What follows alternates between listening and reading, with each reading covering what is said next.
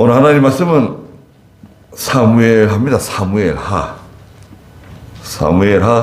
7장 1절 말씀부터 말씀해 보도록 하겠습니다. 여러분 주보에도 있는 것처럼 사무엘하 7장 1절 말씀입니다. 제가 준 성경은 구약 385쪽인데요.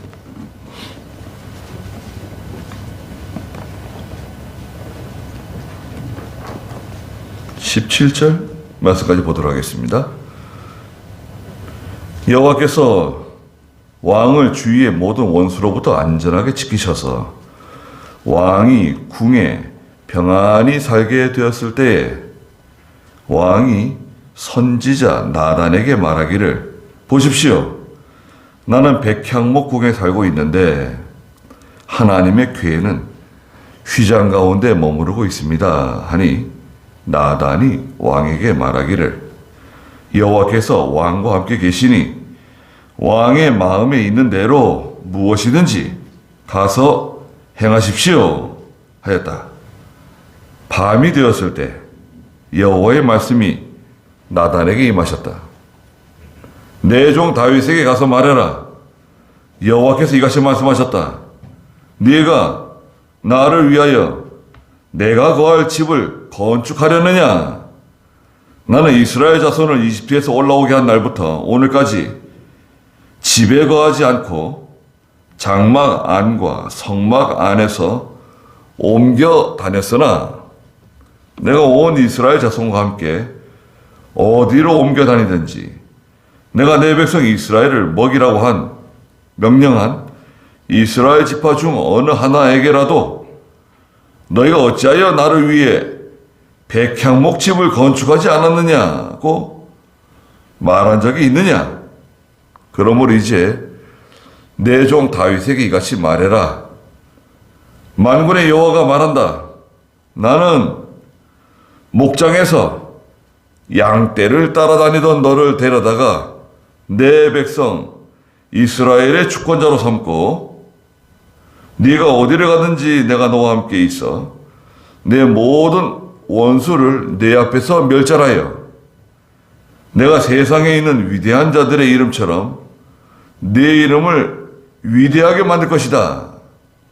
내가 내 백성 이스라엘을 위하여 한 곳을 정하여 그들을 심을 것이니 그들이 그곳에서 살며 더 이상 요동하지 않을 것이요 다시는 전과 같이 악한 자들이 그들을 괴롭히지 않을 것이니, 내가 내 백성 이스라엘 위에 사사들을 임명하던 날과는 다르게 하고 내가 네 모든 원수로부터 너를 안식하게 할 것이며, 또 여호와가 내게 선포하니 여호와가 너를 위하여 집을 세울 것이다. 네 날들이 다 차서 네 조상들과 함께 누울 때에 내가 네 몸에서 나올 내 후손을 내 뒤에 세우고 그의 왕국을 견고하게 할 것이다. 그가 내 이름을 위하여 집을 건축할 것이요 나는 그의 왕국의 보호자를 영원히 견고하게 할 것이며, 나는 그의 아버지가 되고 그는 내 아들이 될 것이니, 그가 만일 죄를 지으면 내가 사람들의 막대기와 인생의 채찍으로 훈계할 것이나, 내가 네 앞에서 패한 사울의 경우와는 달리 내 인애가 그에게서 떠나지 않을 것이며, 내 집과 내 왕국이 내 앞에서 영원히 보존되고 네 보좌가 영원히 견고할 것이며, 네 보좌가 영원히 견고할 것이다. 나단이 이 모든 말씀과 이 모든 계시대로 다윗에게 말했다. 그랬습니다.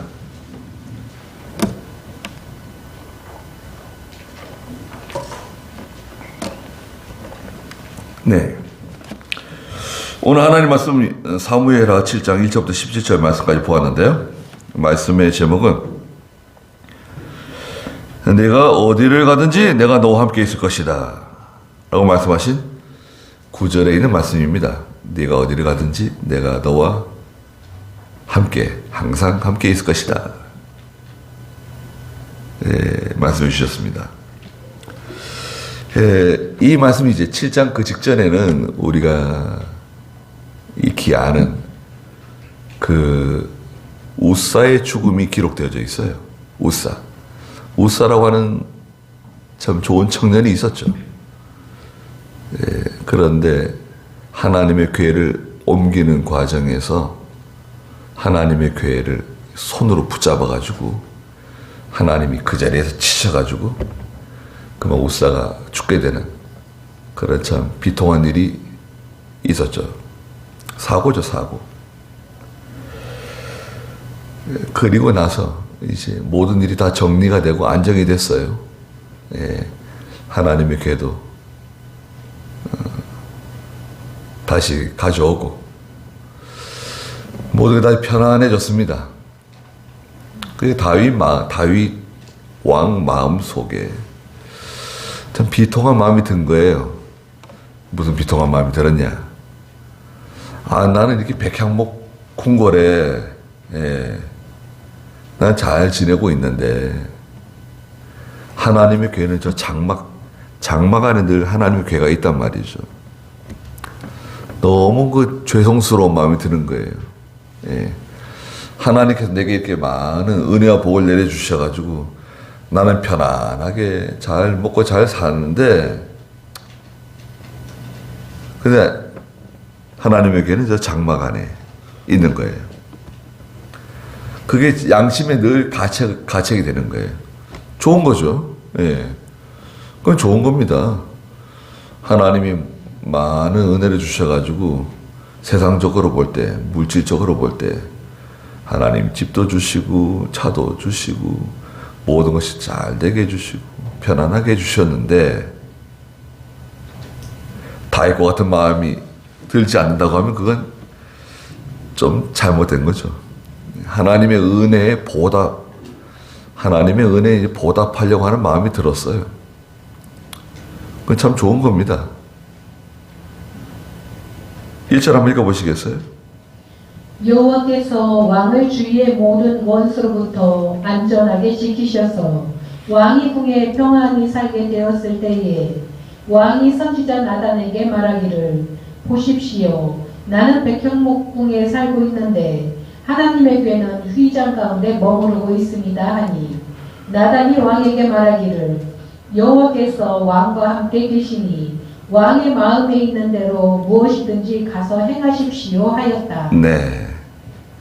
그 하나님의 전을 사모하는 마음, 하나님을 위하는 마음, 교회를 위하는 마음, 하나님의 일이 잘 되기를 바라는 마음, 그런 마음 참 좋은 겁니다. 시편 132편에도 있는데 그런 마음은 하나님께서 주신 마음이에요. 네? 여러분, 그런 마음이 내 마음에 들어오잖아요. 그건 하나님이 주신 마음이에요. 그거는 죄인들 마음속에 자동적으로 이렇게 생성되는 그런 종류의 마음이 아니에요. 시편 132편 3절, 5절 한번 읽어보시겠어요? 진실로 나는 내 집에 들어가지 아니하며 내 침상에 오르지 아니하고 내 눈으로 잠들게 아니하며 내 눈가의 주름도 허락하지 아니하겠으니 여호와의 처소 곧 야곱의 전능자가 계신 곳을 발견하기까지 그렇게 하겠습니다 하였습니다. 네, 하나님의 처소 야곱의 전능자가 계신 그곳을 발견하기까지는 난 집에 들어가지도 않고 침상에 오르지도 않고 눈으로 잠들거나 눈가에 졸음도 허락하지 않겠습니다.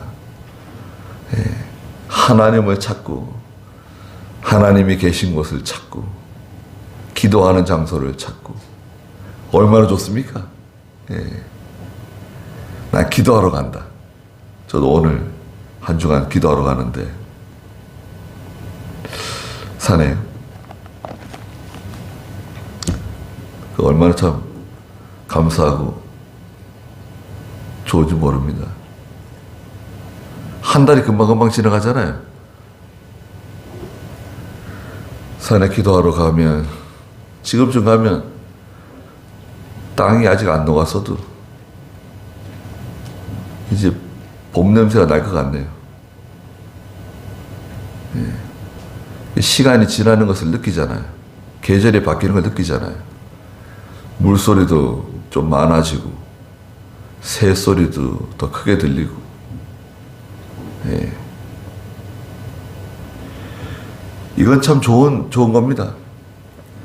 하나님의 성전을 사모하고 나는 이 백향목궁에 살고 있는데, 예, 하나님에게는 저 휘장 가운데 머무르고 있습니다. 나단 선지자에게, 나단 선지자는 다윗과는 아주 가까운 친구 사이와 같은 그런 귀한 선지자입니다. 그런 말을 들으니까 나단 선지자가 다윗 왕에게, 왕이시여, 당신 마음속에 하고 싶은 대로 다 하십시오. 하나님 도와주실 겁니다. 그랬어요. 예. 다윗이 말하는 걸 들어보니까 믿음의 말을 하고 있잖아요. 하나님께서 다윗 왕 속에 큰 감동을 주셨는가 보다. 하나님께서 감동 주시는 대로 하시라고. 일하세요. 성전 건축하세요. 그렇게 말한 거예요. 예. 은혜에 보답하는, 하나님이 주신 은혜에 자기가 보답하고자 하는 마음이 들었잖아요. 좋은 마음이에요. 성경에 보면 하나님의 은혜에 보답하지 않은 사람이라고 책망받은 사람이 있어요. 누구죠? 히스기야 왕이에요. 히스기야 왕. 역대하 32장에 보면 히스기야 왕이 참 믿음이 좋은 왕이거든요. 다 죽어가는데 병 들어가지고, 들어보세요. 병 들어가지고요, 죽게 생겼어요. 일어나지 못해요. 못 일어나요. 그 이사야를 보내가지고 하나님께서, 야, 히스기야 왕에 가가지고 신방 좀 해라. 뭐라 그럴까요? 가서 너 못 일어난다. 이제 못 일어나니까 이제 주변 정리하고 세상 떠날 준비하라 그래라. 알려주셨어요. 이사야가 히스기야 왕을 찾아가서 문병했습니다. 신방 갔어요. 얼마나 고생이 많냐고. 하나님께서 말씀하시는데 못 일어난다 그런다. 그러니까 주변을 정리하라고 일러주고 기도해주고 이제 갑니다. 가가지고 이제 예루살렘 궁을 나가서 예루살렘 성벽 밖으로 나가고 있는데 하나님이 다시 이사야에게 말씀하셨죠? 야, 이사야야, 다시 돌아가서 히스기야에게 말해줘라. 그 짧은 시간에 히스기야가 뭐 했습니까? 일어나 앉아가지고 얼굴을 벽을 향해가지고 하나님께 대성통곡하면서 기도했습니다. 한 번만 기회를 더 달라고 기도하니까 하나님께서 기회를 줘야겠는데 그 이사야에게 다시 돌아가서 내가 해주는 말 다시 전해줘라. 그래가지고 15년 생명을 연장시켜줬어요. 지금 이제 죽을 때가 됐는데 하나님께서 히스기야의 생명을 15년 연장시켜 줄 뿐만 아니라 이스라엘 주변의 모든 나라들이 히스기야에게 굴복하도록 만들었어요. 그래서 뭐 영광이 극에 달했습니다. 병 나았죠. 죽을 병 걸렸었는데 완전히 완치되었죠. 그리고 주변에 있는 모든 나라 민족들이 히스기야에게 와서 머리를 조아리고 조공을 바치고 그랬었다고요. 그런데 역대하 32장에서 하나님께서 히스기야를 책망하시면서 32장 22절에서 26절 한번 읽어보시겠어요? 이와 같이 여호와께서 히스기야와 예루살렘 주민을 아시리아 왕 사네립과 사네립의 손과 모든 적국의 손에서 구출해내시고 사방으로부터 그들을 보호하셨다. 많은 사람들이 예물을 가지고 예루살렘에 와서 여호와께 드리고 또 보물을 유다 왕 히스기야에게 바치니 이때부터 히스기야가 모든 민족이 보는 앞에서 존경을 받게 되었다. 존경받았습니다. 그리고요. 그때 히스기야가 병들어 죽게 되었는데 그가 여호와께 기도하니 여호와께서 그에게 응답하시고 표적을 보여주셨다. 그러나 히스기야의 마음이 교만하여 자신에게 주어진 은혜에 보답하지 아니하였으므로 그와 유다와 예루살렘 위에 진노가 내렸으나 네. 히스기야가 마음이 교만해졌어요. 자기가 뭐 잘난 줄 알고 교만해져가지고 자신에게 주어진 은혜에 보답하지 않았다. 하나님께 받은 은혜를 보답하지 않고 감사하지 않고 이게 다 하나님의 은혜인 줄 알고 하나님께 보답하는 생활을 해야 되는데 은혜에 감사하는 생활을 해야 되는데 시심이 뚝 떼고 말이죠. 자기가 뭐 잘나가지고 된 줄 알고. 아니 얼마 전에 죽을 병 들렸다가 하나님이 살려주셨는데 아니 죽을 병 들어서 살아났잖아요. 하나님 감사하지 않아요? 우리는 그런 적 없나요? 여러분 우리는 그런 적 없습니까? 어떤 목사님 사모님한테 전화 왔어요. 새벽에 전화 와가지고 울어요. 어이 무슨 일이냐 그랬더니 아니 목사님은 아셔야 될 것 같아서 전화했다는 거예요. 무슨 일인데? 아 지금 목사님이 입원했다는 거예요. 서울대학병원에. 아니 왜 무슨 일 때문에 입원했냐 그랬더니 간에 암이 발견됐다는 거예요. 간암? 그럴 리가 없을 텐데 왜? 원래 C형 간염이 있었거든요. 보균자예요. 간염 보균자. 그러니까 이제 간암이 생겼다고.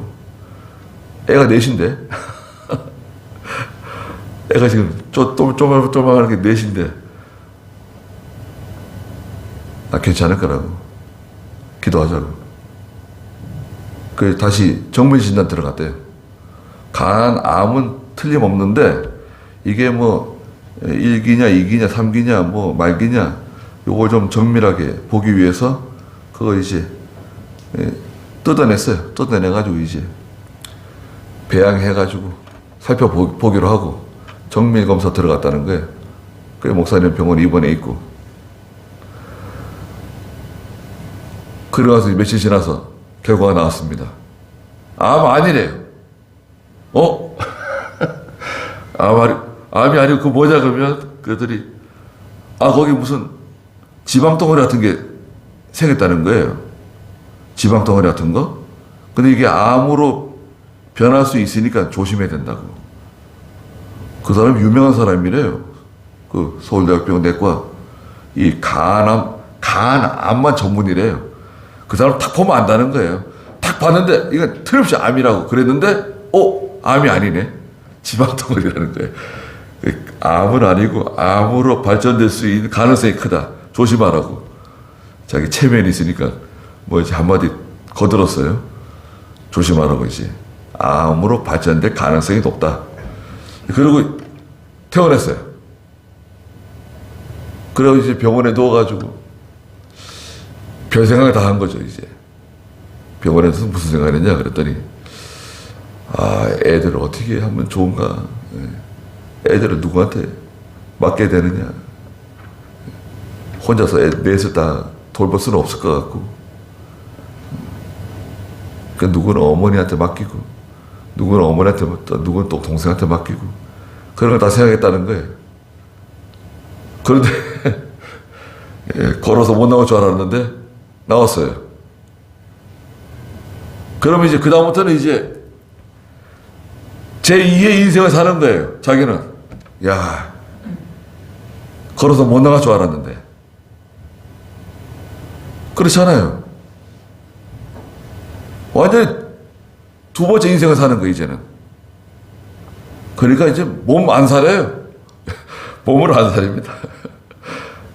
아주 힘든 것도 그냥 막 들이대고, 예, 몸을 한 살에, 이야, 많이 변했습니다. 예. 모든 이 문제를 대하는 태도가 완전히 바뀌었어요. 그 좋은 경험이었던 것 같아요. 네. 자기 나름대로 하나님의 은혜에 보답하는 생활을 하는 거예요. 예. 하나님의 종으로서. 감사한 거 아니에요?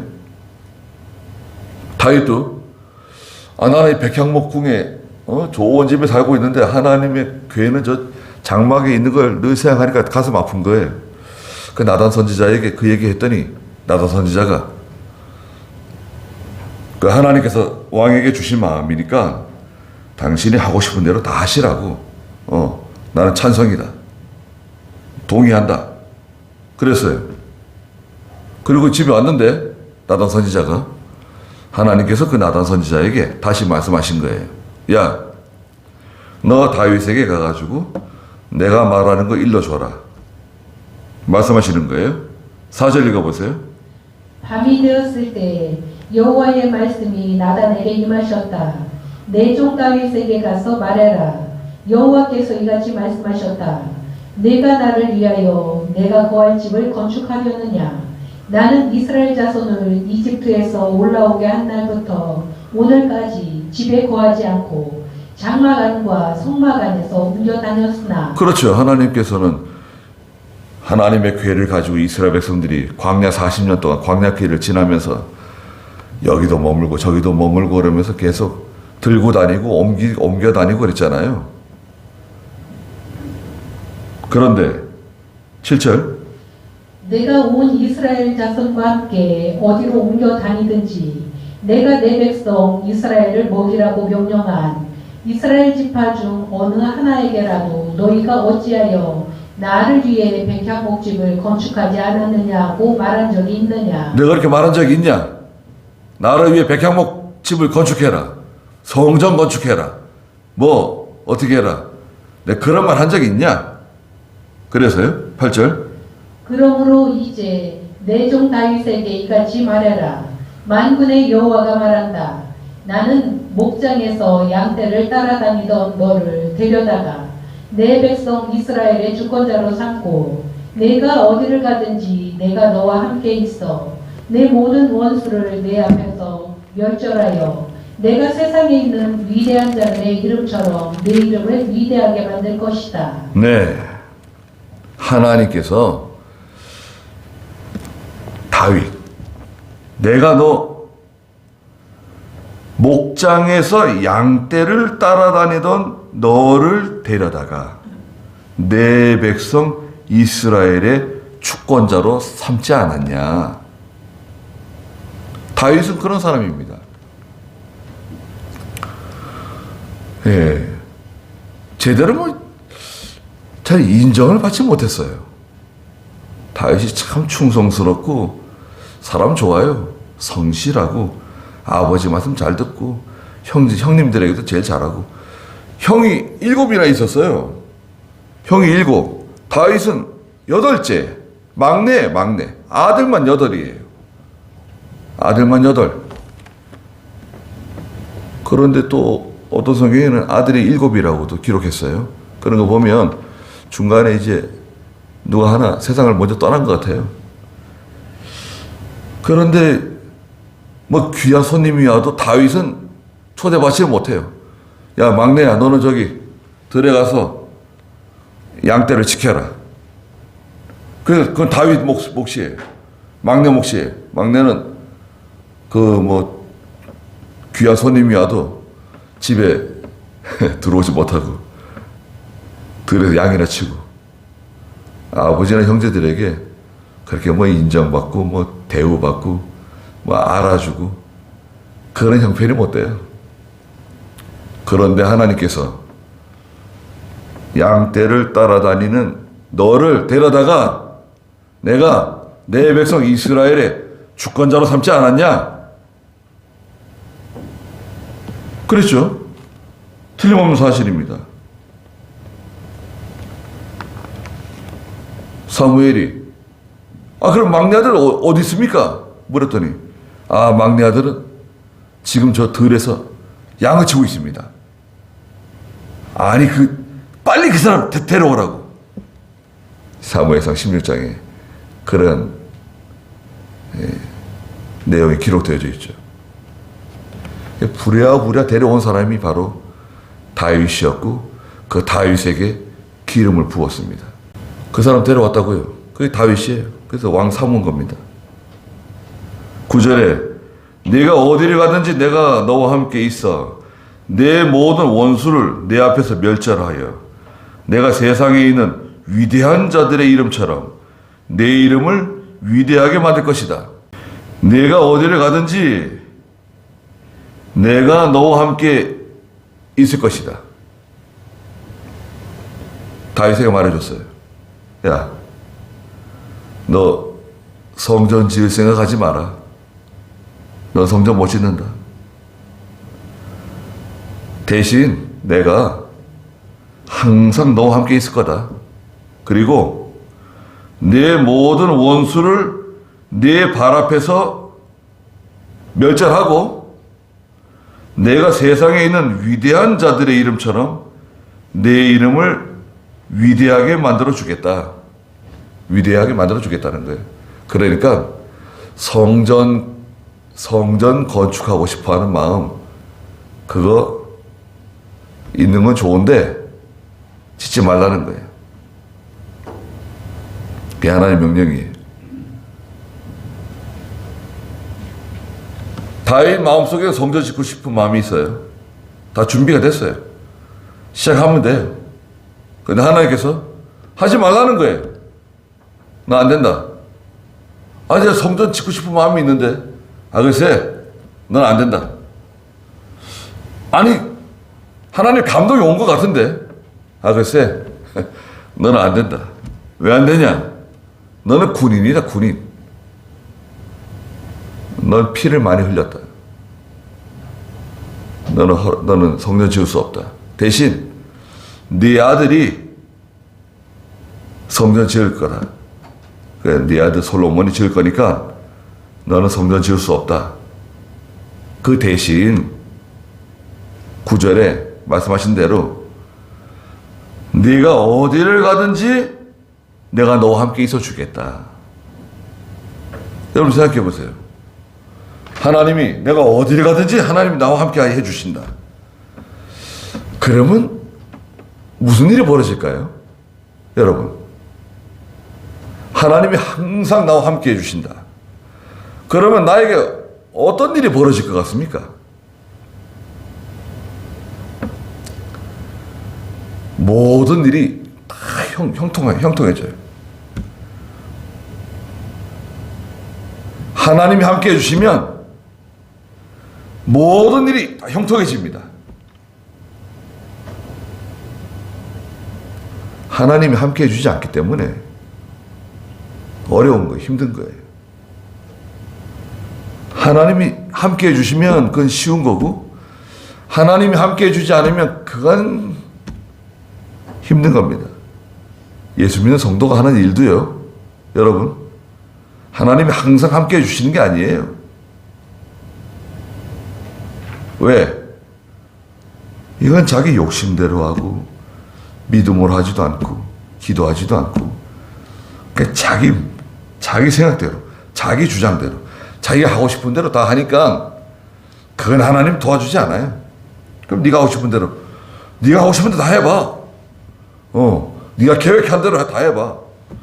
대신 나는 도와줄 수 없다. 그럼 뭐예요? 그럼 고생하고 그냥 별일 다 생기고 그냥 중간에 일만 많아지고 간단한 것 같은 데는 일이 그냥 꼬여가지고 힘들게 되고, 처음에는 뭐 순풍을 만난 것처럼 잘 되는 것처럼 보여도요, 안 됩니다. 안 돼요. 여러분 주변에 보세요. 뭐 순풍을 만난 것처럼 뭐 다 잘 되는 것 같고 다 성공하는 것 같고, 여기 건너편에 경방 땅도 그 땅 사가지고 뭐 허가도 그냥 뚝딱 그냥 두 달인가 석 달 만에 3, 4년, 보통 적어도 3, 4년 걸리는 것이 두세 달 만에 허가가 뚝딱 나왔네요. 오, 용인시에서도 뭐 통과되고 경기도에서 통과되고 그냥 이야 뭐 잘 되는 것 같아요. 그리고 요즘 그 아파트 대단지들, 아파트 뭐 몇천 가구들 대단지들 다 분양 완판하고 그냥 경쟁률이 뭐 300대 400대씩 해가지고 다 완판된 것들. 근데 지금 뭐예요? 계약 취소. 계약금을 버리더라도 계약 취소. 계약 취소가 뭐 40%, 50% 얘기도 안 하는데 미분양은 발표 안 한다. 아, 왜 미분양을 발표 왜 안 해요? 미분양은 발표 안 해도 된다는 법을 만들었다나. 아니, 미분양이 얼마인지, 몇 채가 미분양인지 알아야지 소비자가 좀 기다리든지 사든지 뭐 결정을 할 거 아니에요. 미분양 정보를 발표하지 않는다. 왜? 더 떨어지는 걸 기다릴까봐 사람들이. 필요한 사람은 빨리빨리 사야 되는데 필요한 사람도 기다리고 있는 거예요. 더 떨어질 것 같다. 계속 기다리는 거예요. 이게 계속 떨어지는 거예요. 자꾸 제가 말씀드리죠. 예, 부동산이니 집값은 계속 떨어지고 이제 전기세, 가스비 이건 계속 올라간다고 말씀드렸죠. 수년 전부터 3배 올라가야 정상이 된다. 예. 조금씩 올리고 그렇게 국민 동의를 받아가면서 해야 되는데 계속 안 올리고 붙잡고 있다가 지금 어쩔 수 없이 올려야 돼요. 안 올리면 이자도 감당을 못 해요. 이자를. 한전의 지금 120조인가 빚이 있어요. 그리고 뭐 가스공사도 그렇고 뭐 다 지금 다 난립니다. 더 올라가게 생겼어요. 지금 고지서들 지금 난리잖아요. 그러니까요, 지도자들이 잘해야 돼요. 국민들은 잘 모르죠. 국민들은 대다수가 어리석기 때문에, 예. 그냥 뭐 시킨 대로 다 하고, 예. 그러다가 지금 이제 전기세 거의 2배 올랐죠. 가스비도 거의 2배 올랐죠. 저희도 교회도 전기세가 기본 요금이 세요. 우리 이제 계약 전기가 높기 때문에 기본 요금이 세거든요. 그게 쫓아가가지고 그거 우리가 제일 많이 쓴 게 얼마냐 물어보고 그만큼 낮췄어요. 계약 전기가 이만큼인데 우리가 그동안 쓴 거 중에 제일 많이 쓴 거 그게 기준이에요. 그 이하로는 안 내려줘요. 계약 전기를 내렸어요. 그럼 이제 그만큼 비용이 이제 기본 요금이 줄어드는 거죠. 그만큼 내렸습니다. 가정용도 내릴 수 있냐? 가정용은 안 돼요. 가정용은 보통 계약이 3kW입니다. 여러분, 가정에 들어오는 게 3kW. 3kW 전력이 들어오는데, 근데 한국 사람은 전기를 많이 써요. 전기세가 싸니까. TV, 냉장고, 뭐, 김치 냉장고, 막 이것저것 막 콘센트 여러 개 다 많이 꽂잖아요. 그래도 전기가 떨어지질 않습니다. 전기가 좋은 전기예요. 우리나라 지금 국민들이 쓰는 전기가 좋은 전기입니다. 한 10kg까지 써도 안 떨어져, 이게. 원래 계약 전기 3kg인데, 한 10kg 막 땡겨 써도 차단기가 안 떨어져요. 그만큼 한전에서 밀어주는 힘이 좋다고요. 전기가 좋은 전기예요. 그냥 막 썼거든요. 전기가 싸니까. 이제 2배, 3배, 가스도 막 2배, 막 3배 올라가 보세요. 이게 한번 올라가면 또 잘 안 떨어집니다, 이거. 어떻게 될지 잘 모르겠지만. 글쎄, 어디서 뭐, 석유가 터져가지고 유전이 그냥 터져서 막 쏟아져 나오지 않는 이상, 전기세하고 가스비는 더 올라갈 겁니다. 좀 아껴 쓰고 계시죠? 예. 자, 하나님이 함께 해주시면요, 그건 쉬운 겁니다, 여러분. 하나님이 함께 해주시면 그건 쉬운 거예요. 그리고 하나님께 또 보너스는 뭔가요? 모든 원수들이 너 앞에 다 굴복할 거다. 모든 원수 대적들이 다 너한테 굴복하고 다 네가 위대해지고 모든 민족 국가들로부터 존경받을 거다. 그렇게 해줄 테니까 성전은 짓지 못한다. 그거를 만족하라 그랬어요. 그래서 결국 다윗은 성전을 짓지 못하고 다윗 시대 때 영토가 확장되죠. 예, 이스라엘의 영토가 완전히 확장돼 가지고요. 저 북쪽, 저 아시리아 부근부터 저 남쪽 이집트까지 막 이스라엘이 그냥 얼마나 대단한지 말이죠. 그리고 주변에 있는 나라들이 매년 어마어마한 조공을 막 갖다 바치고요. 다윗에게. 다윗은 군인입니다. 군인으로서 군주가 된 거예요. 하나님이 세워준 거죠. 솔로몬은 군인이 아니죠.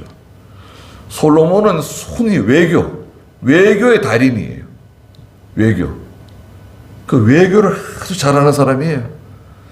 그래서 이제 외교를 잘하다 보니까 다른 나라의 그 왕족들하고 평화협정 맺으면서 공주들을 다 데려다가 자기 왕비를 삼은 거 아닙니까? 왕비가 1000명이에요, 1000명. 그건 잘못된 거죠. 10절 읽어보세요. 또 내가 내 백성 이스라엘을 위하여 한 곳을 정하여 그들을 심을 것이니 그들이 그곳에서 살며 더 이상 요동하지 않을 것이다. 다시는 전과 같이 악한 자들이 그들을 괴롭히지 않을 것이니 나라가 편안할 것이다. 백성들이 편안하게 잘 살게 될 것이다. 그리고 11절 내가 내 백성 이스라엘을 위해 사사들을 임명하던 날과는 다르게 하고 내가 내 모든 원수들로부터 너를 안식하게 할 것이며 또 여호와가 내게 선포하니 여호와가 너를 위하여 집을 세울 것이다. 다윗 너도 편안하게 살게 될 거다. 죽을 때까지 편안하게 살고 안식하게 될 거다. 그리고 세 번째 12절 내 날들이 다 차서 내 조상들과 함께 누울 때에 내가 내 몸에서 나올 내 후손을 내 뒤에 세우고 그의 왕국을 견고하게 할 것이다. 그가 내 이름을 위하여 집을 건축할 것이요 나는 그의 왕국의 보좌를 영원히 견고하게 할 것이며 내 뒤에 내 몸에서 나올 내 후손 중에 그 사람이 왕이 되고 성전도 건축하게 될 거다. 그러니까 네 아들 그게 누굽니까? 솔로몬이죠. 솔로몬이 견고하게 나라도 세울 뿐만 아니라 성전도 짓게 될 거다. 그리고 14절 나는 그의 아버지가 되고 그는 내 아들이 될 것이니 그가 만일 죄를 지으면 내가 사람들의 막대기와 인생의 채찍으로 훈계할 것이나 내가 내 앞에 패한 사울의 경호와는 달리 내 인애가 그에게서 떠나지 않을 것이며 내 집과 내 왕국이 내 앞에서 영원히 복원되고 내 보좌가 영원히 견고할 것이다. 나단이 이 모든 말씀과 이 모든 계시대로 다윗에게 말했다. 네.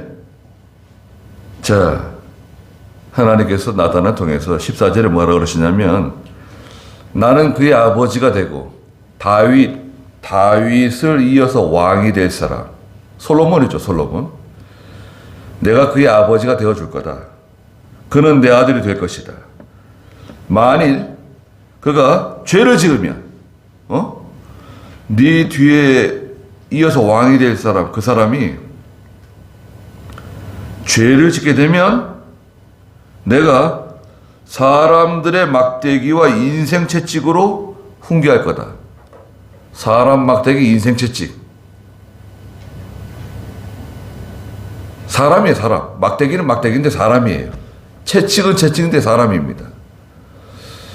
네, 사람 막대기 인생 채찍 무섭습니다. 여러분. 하나님께서 자꾸 죄 짓고 다니고 하나님 말씀 순종하지 않고 믿음으로 하지 않고 이러면 오늘날에도요 예수 믿는 성도 사람 막대기 인생 채찍 하나씩 붙여줍니다. 여러분 사람 막대기 인생 채찍 하나 붙어보세요. 그게 아들이 될 수도 있고 딸이 될 수도 있고 아버지가 될 수도 있고 어머니가 될 수도 있고 형제가 될 수도 있고 친구가 될 수도 있고 어떤 이상한 인간이 하나 붙어가지고요 이제 몽둥이질을 합니다. 때려줍니다. 그러면 이제 가슴 아픈 일이 많이 생깁니다. 채찍 같은 인간이 하나 생겨요. 하나님 채찍을 하나 만들어 줘가지고요 이 채찍은 무서운 채찍입니다. 한 번씩 내리치면요 살점을 막 뜯어가는 채찍이에요. 여러분, 예.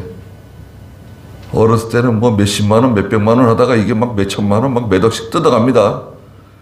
살점도 뜯어가고, 집도 뜯어가고, 땅도 뜯어가고, 막 뜯어가요. 무서운 채찍 하나 옆에 붙여보세요, 하나님께서. 친구가 막 뜯어가고, 뭐 형제가 뜯어가고, 뜯어갑니다. 인생 채찍, 사람 몽둥이 하나님이 만들어가지고 붙여준다는 거예요. 네 아들이 이제 왕이 될 건데 만약에 내 말 순종하지 않고 죄를 지으면 내가 사람들의 막대기 인생 채찍으로 그 사람을 훈계할 거다. 그러나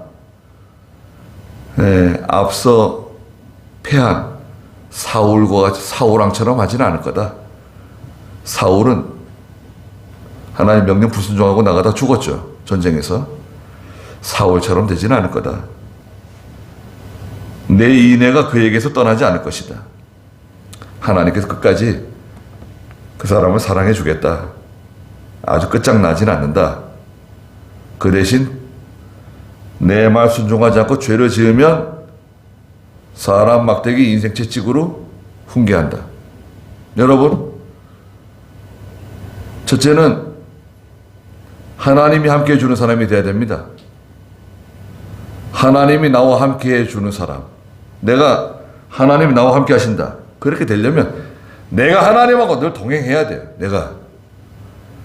내가 하나님하고 동행하고 하나님만 의지하고 하나님만 사랑하고 하나님께 늘 기도하고 그래야 하나님 동행해 주세요. 하나님이 동행해 주시면 그 일은 쉬운 겁니다. 기억하세요. 하나님이 동행해 주시면 그 일은 쉬운 거고 하나님이 동행해 주지 않으면 그거는 어려운 일이 되는 거예요. 어려운 일이 될 뿐만 아니라 자꾸 죄 짓고 나가고 말 안 듣고 나가게 되면 하나님 뭘 붙여주시죠? 이제 사람 막대기 인생 채찍 이제 하나씩 붙여줍니다. 그러면 이제 골치 아픈 일이 이제 생깁니다. 잠 못 잘 일이 생겨요. 가슴이 두근두근하고, 예. 그걸 무슨 병이라 그러죠? 가슴 두근두근하는 거. 예. 이제 병 생깁니다. 예. 깜짝 놀래고 말이죠. 사람 막대기 인생 채찍. 그런 거 붙여주기 전에 하나님 앞에 잘해야 됩니다, 여러분. 믿음으로 하셔야 돼요. 새벽에도 기도하러 쫓아나오고 시간 되면 수요일 예배도 쫓아나오고 주일날도 예배 다 드리고 주일날 집에 가서 뭐합니까? 주일은 24시간 하나님의 날이에요. 4시간이 하나도 없어요. 시간을 하나님께 다 드리고 몸을 다 드리고 주일 잘 지키고 하나님과 늘 동행하면 하나님 어떻게 해주신대요? 그러면 형통한 길이 열리는 거 아닙니까? 그렇게 쉬운 길이 있는데 이거 쉬운 길 놔두고 이렇게 뭐 어려운 길로 굳이 갈 필요가 있어요? 그건 좀 미련한 방법 아닌가요? 그래서 다윗이 양떼들 가운데서 그렇게 비천한 가운데 있었지만 하나님께서 이스라엘의 주권자로 세우신 것처럼 하나님 우리를 언제 어떻게 도와주실지 모릅니다. 항상 겸손하고 온유해서 하나님 잘 섬기고 또 하나님이 함께 해주셔가지고 항상 모든 일이 형통하는 저희가 다 되길 바랍니다. 기도하겠습니다. 거룩하신 하나님, 양떼들 가운데 있던 다윗을 데려다가 이스라엘의 주권자로 삼으시고 또 다윗을 도와주셔서 항상 다윗과 함께 해주심으로 다윗이 위대한 사람으로, 위대한 주권자로 이스라엘이 항상 편안하고 이스라엘이 부흥하며 성장하며 모든 백성들이 다 귀족처럼 지내며 참 하나님의 영광을 다 드러내 주셨습니다. 또 아들 솔로몬을 왕으로 세우시고 솔로몬을 통해 성전 건축하시고, 그렇지만 솔로몬이 죄를 지었을 때, 하나님 떠났을 때 하나님께서 솔로몬에게 사람 막대기 인생 채찍을 보내주셨습니다. 저희들도 오늘날 믿음으로 살지만 하나님 명령 불순종하고 죄 가운데 빠지면 하나님께서 우리에게 사람 막대기 인생 채찍 붙여주신다는 것을 염두에 두고 명심해서 하나님을 두려워하며 하나님이 함께 해주심으로 모든 일이 형통하는 저희가 다 되게 해주시옵소서. 예수님의 이름으로 기도드리옵나이다. 아멘.